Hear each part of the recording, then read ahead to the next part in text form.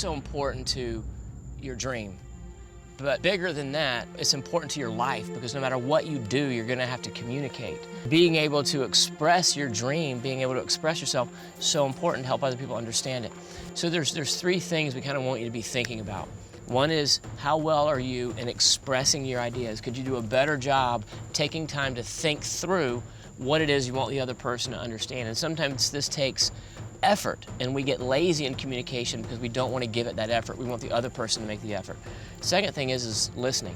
Communication is more than talking at someone. Communication is a combination of talking and listening, hearing what they are saying, hearing their heart, hearing what they're trying to communicate. And then the third important ingredient is timing. You know, the timing of when you're going to say something, when you're going to communicate something. And those are three important ingredients to good communication and communicating your idea, your vision. As Sean's listing off some of those ideas, are there any of them that as soon as he says them, you're like, yeah, I struggle in that area?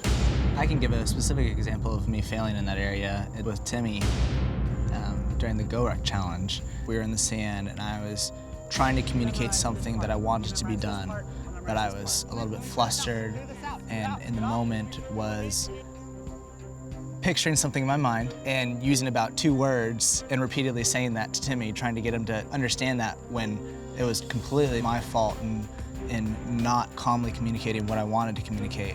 And he got on me and he was totally correct about that. I wasn't communicating properly, that I wasn't leading in the way that I should have been. So I apologized to him afterwards for that.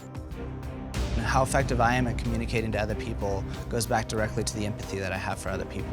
Because I have my own style of communication that I naturally communicate in, and it's a very digital, as in ones and zeros types of communication, analytical, and so I'm comfortable with that. And there's some of the people who are comfortable communicating like that.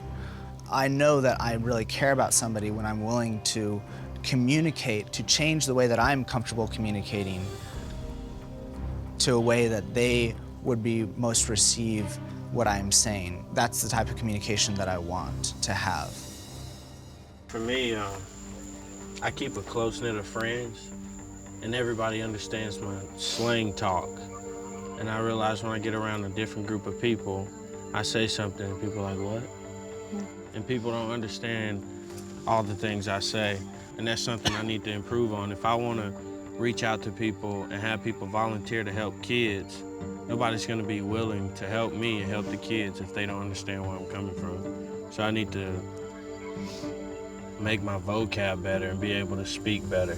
As soon as you started talking about communication, what came to my mind was making what I want to communicate, condensing details and making it like a lot more clear, I think. Because in my mind, I have like 100 different directions of how like one thing can go on, but nobody can see the map of my mind.